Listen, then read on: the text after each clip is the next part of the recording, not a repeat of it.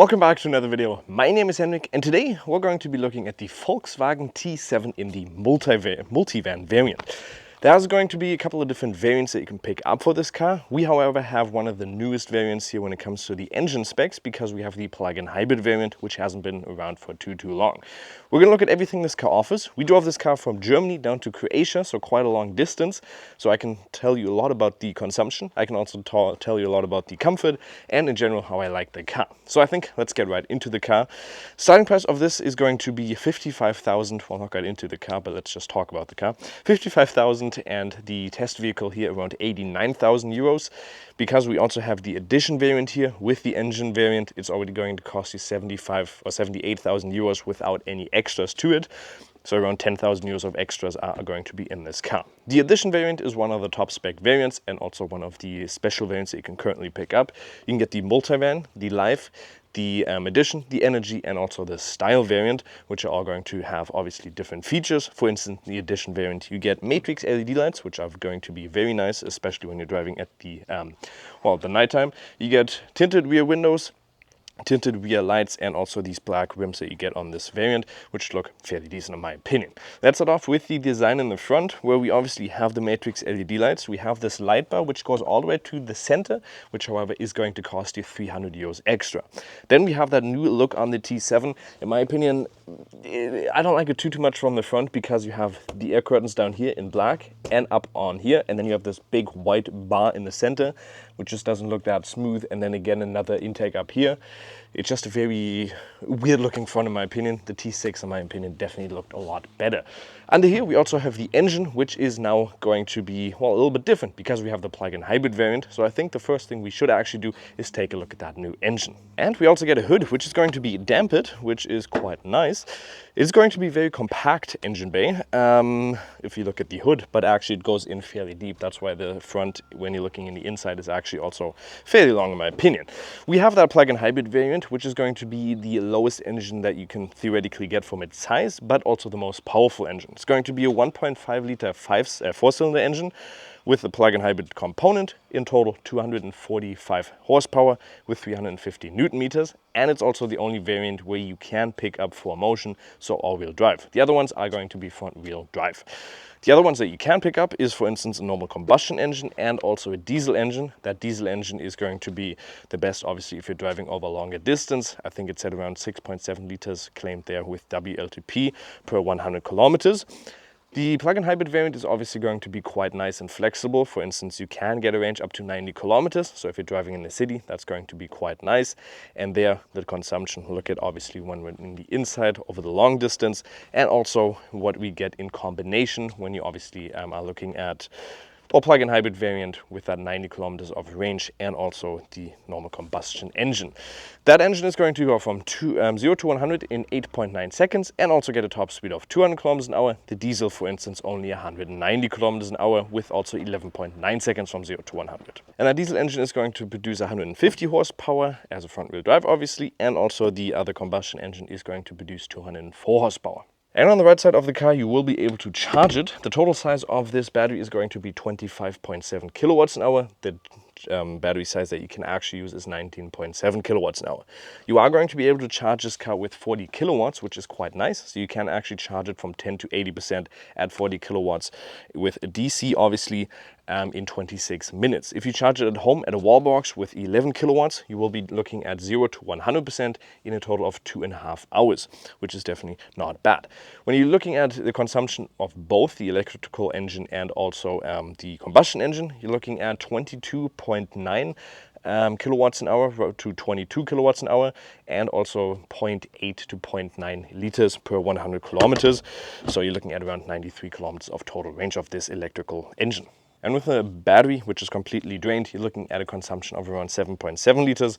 We'll look at what we actually got here in a second once we're driving. And now the downside to a plug-in hybrid variant is that obviously that battery has to go somewhere, so usually you will be losing out on a little bit of fuel capacity. This variant is going to have 45 liters. For instance, the diesel variant is going to have 58 liters, which obviously is going to give you a little bit more range. Let's talk about the size of the car. The car is going to be 5 meters and 17 long in our variant, because we do have that long variant here on the back. You can also choose 20 centimeters less for a shorter variant, so you're looking at 4 meters and 97 for that variant. When it comes to the side width of the car, or the width of the car, 1 meter and 94, and the height 1 meter and 91, that has shrunk by around 7 centimeters, which is obviously good if you're going, for instance, camping and there's a height restriction. The car also has the possibility to go 20 millimeters lower if you get a lower suspension tune on this vehicle. And we do also now have a car on the MQB platform, which is now also the same platform where, for instance, the Golf 8 is on, which means there's a little bit of redefining to the tuning of the suspension, which makes the ride quality in this car just a little bit more comfortable compared to the T6 variant. And one thing I did forget to mention is the wheelbase, 3 meters and 12 centimeters, and a turning circle of 12.1 meters. When it comes to the side, we do get automatically foldable side mirrors, which is quite nice, and also a camera on the bottom for a full 360-degree camera. Multivan badge here on the front, which is going to cost you 88 euros extra, or you can pick up a bully variant, which says it right up there. And we get these nice 18-inch rims, which we have on the Edition variant in this complete black design. You can also pick up 19-inch rims if you do want in the Edition variant. Like I already mentioned, the Edition right here. We do also have automatically, well, we do have keyless entry, for instance. If I press this, the car is just going to simply open, and if I hold my hand down there, it is going to close the vehicle. We do also have electrical side doors, which is quite nice. You press the button, they're going to open automatically. And that allows us to, well, just step in quite easily. And we also have it on the other side, which just makes it for a quite nice entry and simple to use. And the nice thing is you can also do it from the key fob. So if I press on here, you see right there, I can just press that and it's going to open the other side, or I can obviously close it, and even the trunk I can do open and close from here, which is quite nice. And in the back, in my opinion, a little bit of a nicer design. We, for instance, have a little bit of a roof spoiler up on the top. We get this big rear tinted window, which is nice. In the Edition variant, also a little bit of a tinted rear lights there. E-hybrid and the 4Motion badge on the bottom, and another Edition variant logo right there. What I did say is that you can open and close the door, or the rear trunk. You can only open it, you cannot close it. So if I hold this down, it is theoretically going to open. I think I need to move away a little bit. There we go, now it works. In here, because we do have that longer variant, we're going to be looking at a total capacity up to 4,005 liters, which is quite a lot. You might be wondering, okay, didn't he previously say we have the 7-seater variant in here? We do, but we decided for the longer trip, because we're only, well, driving with 6 people, to take out that center seat in the back, which in the T7 is now a possibility, because in the T6 you had a complete rear bench. So now you have single seats, which you can slide forward with these rails that you see here on the bottom, which we're going to talk a little bit more once we're in the inside. We do also get, for instance, a little bit of a light here, which you can turn on or off, obviously. So you can have that in the trunk, which is quite nice. Here, if you're a little bit taller, you can also see you might budge your head on the top, but for my height, 1 meter and 80, 5'11", it's still completely fine. We do also get a towing hook on here, which we can obviously flip out. That's going to cost you 1,000 euros extra, which is semi-electrical. Then you're going to be able to tow 1.6 tons with the diesel variant 2 tons. So if you want a little bit more towing capacity, you're going to have to look at that. And if you are also looking to put something on that, you can put 80 kilograms, and on the roof 100 kilograms. One thing that I do find a little bit, well, not the best, is the weight that you can add to this car. If you are sitting in here with 7 people, which each weigh around 75 kilograms, you're only going to be able to add 20 kilograms, so basically one bag, or one suitcase I should say, because then you're already going to reach the max capacity of the weight of this car. The weight standing here on 2.4 tons, and you can add 544 kilograms. So when we're driving here with 6 people, we still had a little bit of weight to add, obviously, which is not bad. But if you're looking at 7 people and then you want to go into a holiday, you're not going to have too much weight that you're going to be able to add on. What you can also see, obviously, because we have that longer wheelbase, or not wheelbase, but just a longer variant here in general, we can actually put our suitcases this way. So we were able to put, I think, 5 suitcases here in the back, or 4, which, yeah, 5 I think, which is quite nice, obviously, for that longer journey. And because we have these rails, we can also move the seats up a little bit more, less legroom in the front then, but you can store a lot of things here in the back then. And theoretically, obviously, because we took out that 7th seat, you can also store something in the middle, where we put a lot of our bags. So it's quite a lot of storing versatility in this car. And now join me in the inside of the T7 Multivan, and I gotta say, it is actually really comfortable. I've only driven in the front so far, so this is actually, I think, my second time now sitting in the back just for a short period. And it's quite comfortable. I've adjusted it so that the person in the front gets quite a good amount of legroom. I get a good amount of legroom, and also the person behind me gets a good amount of legroom. And I still gotta say, I got plenty in here. So you can see, there's still lots of room. I'm 5'11", 1 meter and 80 tall. The only thing that I will say is a little bit irritating is that you have this, like, you can see here, this plastic contraption there, which means I can't put my feet really below it, but I can't put them above them. So I get a little bit of inclination there. And if I take my my shoes off, then I can put them below it. But would be just a little bit nicer if I could move them a little bit further below that. We get this nice little tray here, so I can, for instance, put my iPad on top and then watch a movie, or I can put well, something in there, for instance, a cup, so I can move it around. It doesn't move around, that's what I meant saying. And a little bit of space up on the top where you can, for instance, put your phone in. What you can also do is you have the button on the side here to close the door, so you don't actually have to reach back. You just have a button there, and if you obviously want to open it again, you just, well, flip the switch and it's going to move backwards, which is quite nice. With the T7, now we also get these big rails here in the center, which makes it really easy to take out the seats and move them around. They are quite big, so there will be quite a lot of dust that is going to pick up in there, or just crumbs in general. But you can actually put the nozzle of, well, obviously the vacuum cleaner in there, so it's quite easy to clean them. Well, you can also see these seats in the center here, they do get these armrests. The seat in the very back, however, don't. And because we traveled down here with 6 people, and now we are only going back with 4, because I guess the holiday was so horrible that only 4 decided to come back. We are actually going to move these seats to the back to see if they work, because you can actually take out... No, I didn't break it, but something just fell off. You can just take these out. So I want to see if you can take out that left armrest and then keep the right one on there and put the seats in the back, because these armrests actually do add a lot of comfort when you're sitting in here, because you can obviously lay them up top.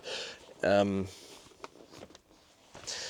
it's quite comfortable. What we do also have in here is this thing, which is, I think, going to cost you maybe around 800 euros, but it's actually quite flexible and nice to use, because you can, for instance, flip it up, move it, and put it in the center, and then you can have another tray table in here, put it out, and you can do it for the other side as well. And now you have this big table for you, where you can, for instance, play some card games, maybe even Monopoly you could play while you're driving, which is quite nice. And then you also have 2 cup holders here, another cup holder here, more storage space there, and also on the bottom. So you get plenty of storage space, which makes it a very usable space in the center, especially if you're only sitting in here, for instance, with 6 people. Then you can also move it to the very back, so they actually have a little bit of space where they can theoretically put their arm on, if they don't have that.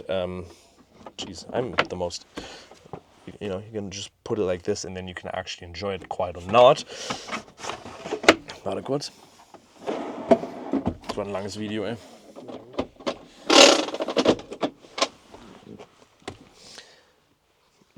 And what you can also do is change the inclination of the seat. So you can, for instance, sit like this to ensure that you have a nice back.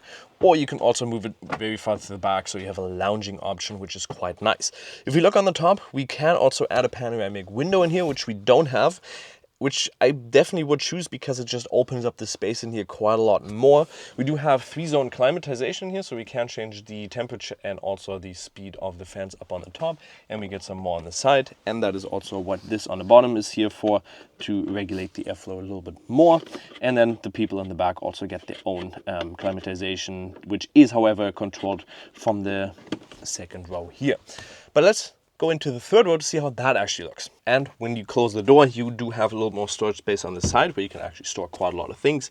And both passengers here get their own USB-C port, which is quite nice. So you can just charge your phone from that person, not only just in the front. And it's really easy to enter here, because you can just move that seat to the front, and then you can just chill in the back here.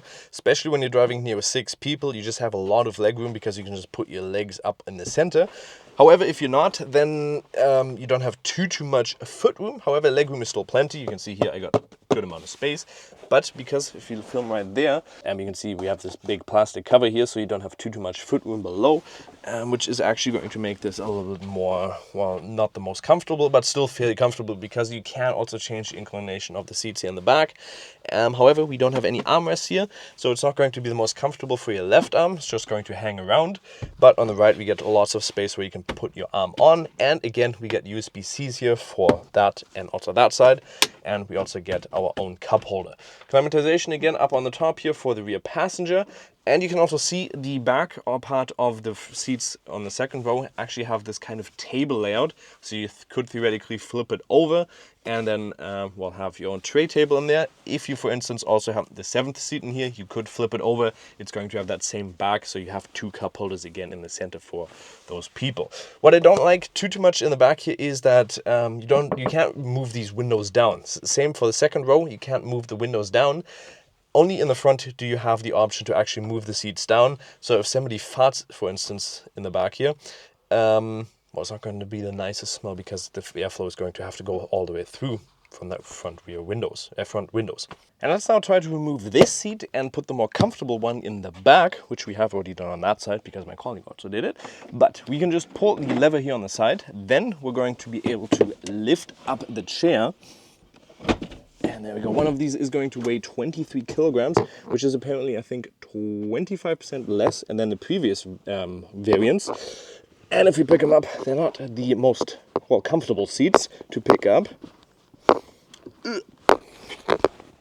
Oh, and I kind of hurt my hand because I had it at the wrong setting. And we want to put this on the left seat. So we're going to take off the left armrest. We're just going to press the button on the side, pull it off, remove that, and put it on the side. Then we're going to have to move this seat, which is again quite simple. We just put this all the way down, put the seat here on the back, pull the armrest, pull the slope of it all the way to the bottom, and then again pull this lever here, the red tape, all the way down. And then we can simply again lift it up, and this one is a little bit more comfortable. And now we can just plop it on the railing here once I have actually put it correctly in there. And that is already it.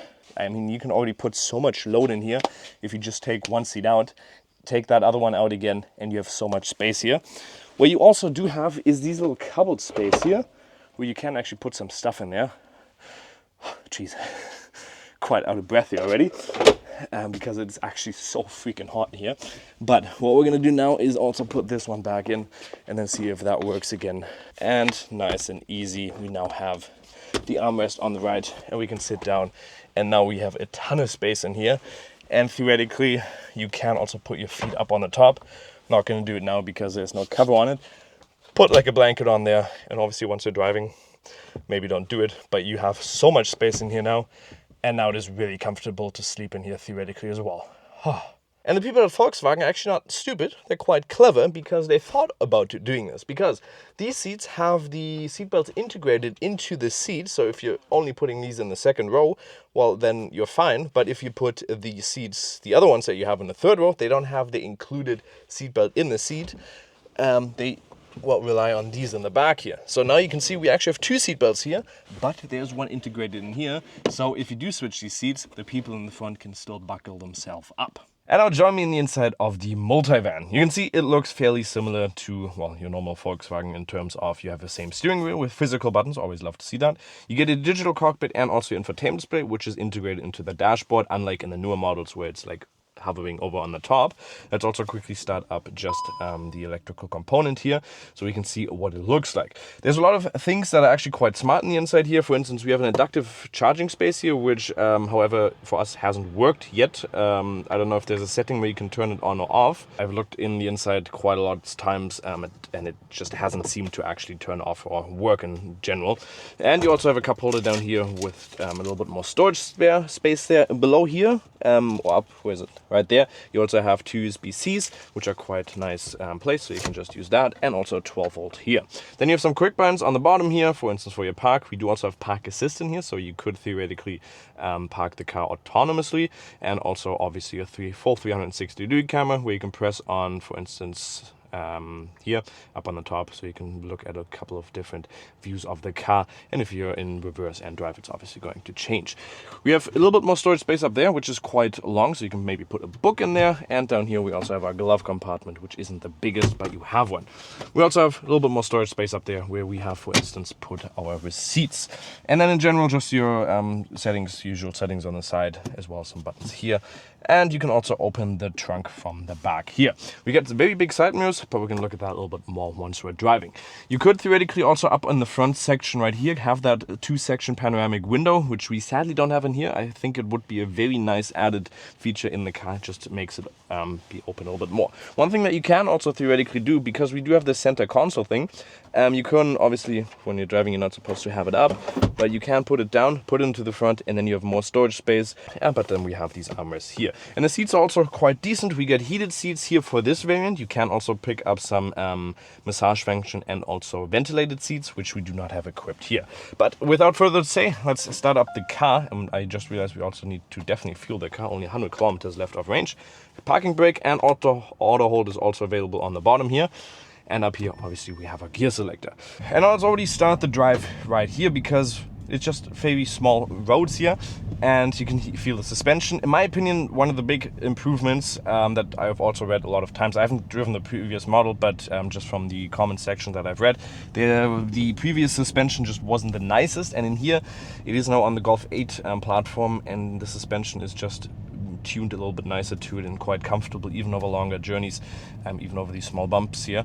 When the car is not loaded too much, it will be quite jiggly, I'd say, but if it is quite loaded, it's actually quite decent to drive. Obviously nothing sporty or something like that. We're going to look at that here a little bit more once we're driving. And we do also have that 20 millimeters lower suspension in here compared to obviously well, the base suspension. Okay, there we go. That seat just adjusted itself.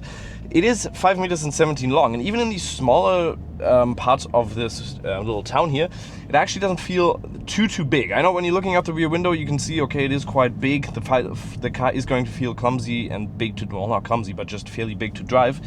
But you have quite a decent surrounding view in this car, which makes it quite easy to judge the dimensions of it and also just be quite comfortable to well, maneuver it around in smaller sections. And with a 360-degree camera like that, it is going to be quite easy. One thing I'm not the biggest fan of is these A-pillars, because they have added this little window in the section here, and therefore you kind of have like 2 A-pillars, even though this is probably the A-pillar, this is now the B-pillar. But this is quite intrusive up in the front, and therefore you always have to move around a little bit here when there's something hidden behind it. And just the bonnet in the front, it is insanely long, so it just has this weird dimension feeling to it in terms of the front aspect. But you get that really big rear window, which again makes the car quite easy to judge. And those side mirrors, again, also quite big, where you can also have blind spot assistance, which you can see with obviously that typical Volkswagen kind of sensor up on their top. But yeah, when we're driving the car, we obviously have the plug-in hybrid variant. So you can drive it in full EV mode up to around 92 kilometers. We are currently having no well, electrical range left. If you're driving this car, for instance, using it as a commuter in the city, if you have a bigger family, want to drive your kids, for instance, to soccer, then the plug-in hybrid variant might be a good option for you, because you can charge it at home and you save quite a lot of money, because in the city, obviously, the EV is going to be the most efficient variant that you can drive in terms of, well, cost for you. One thing that I also do really like is the heads-up display, which we have in here, which is integrated quite nicely, and it's quite decent in here because it just shows you a lot of relevant information, and the speed just makes it a lot more enjoyable to drive over longer journeys. Let's also quickly talk about the consumption that we had. So we drove this car now for a total of, let's quickly go down here so we can see it, 1,455 kilometers in the space of 18 hours and 24 minutes. And that was mainly driving from Germany down to Croatia, which was 1,200 kilometers. And we had an average consumption of 8.1 liters. And in Germany, we were driving basically 140 kilometers an hour. Then we went down usually around 130, 120. So in my opinion, actually quite decent consumption for the space, the speed that we were going at, and considering we also basically had a fully packed car with 6 people and also luggage for 6 people. So 8.1 liters, I was actually quite surprised by, because I was expecting the diesel, okay, you're probably going to get around 6-7 liters, maybe fully loaded, maybe even close to 8. And I was expecting this, we're probably going to be looking at 10 liters or something like that. But that is, in my opinion, quite a decent consumption that I was quite surprised by. And therefore, I actually think that the plug-in hybrid variant is quite a decent selection of an engine that you have in here. And that's also a thing that I like about this car. You have a diesel engine, you have obviously the plug-in hybrid variant, and also a combustion, so just a normal engine, which is quite a decent selection, obviously. And the plug-in hybrid variant is also the most powerful one, with that 8.9 seconds, 200 kilometers an hour top speed, and also 245 horsepower. It actually has quite a decent kick to it, and we don't have really too much option when it comes, for instance, for the drive modes here, because we just have hybrid, and actually no, up here we do have more, because we do have the DCC chassis control, and therefore we are able to change between a couple of settings. So if you, for instance, forgo in sport, it is going to be a little bit more responsive. I obviously don't have any electrical power right now, but the car still has a really decent kick, in my opinion. And 8.9 seconds for such a big car definitely isn't bad. And when we were driving on the Autobahn, it was a perfect combination of, let's say, a little bit of power when you're, for instance, overtaking somebody, and also accelerating onto the highway, that you really had no passing problems. And the punch is definitely there. There's not too much delay when you're, for instance, going on the throttle here in sport mode. The engine is going to get quite loud and roary, so I am going to go back in comfort, because I don't want to obviously stress that engine too much. It's already been through quite a long journey here. But the thing I was surprised by is kind of also the fuel capacity in here. 45 liters obviously is not going to be the biggest, and therefore over longer journeys you are going to have to stop a couple of times. Obviously, due to that plug-in hybrid variant, we also get a little bit of a smaller fuel tank. But we were driving, I think, for almost 500 kilometers, and then we had to refuel, so definitely not bad. And then also, if you want to get an all-wheel drive variant, you're always going to have to pick up the plug-in hybrid variant. And in that variant, the all-wheel drive system is only going to work if you have the electrical motor charged, because it is connected to, the e-motor is on the back one, and the combustion engine is for the front wheels. So you kind of, if you want to use all-wheel drive, you have to keep it topped up. What we can also do in the hybrid variant here is we can go between the E-mode, so you can save, you can go into E-mode, which is going to be obviously just driving an EV, which we don't have the range for, or you can also go into hybrid, and then you can manually select the state that you want your battery to be kept at. Because we don't have any range now, it is not going to be allowing us to do that.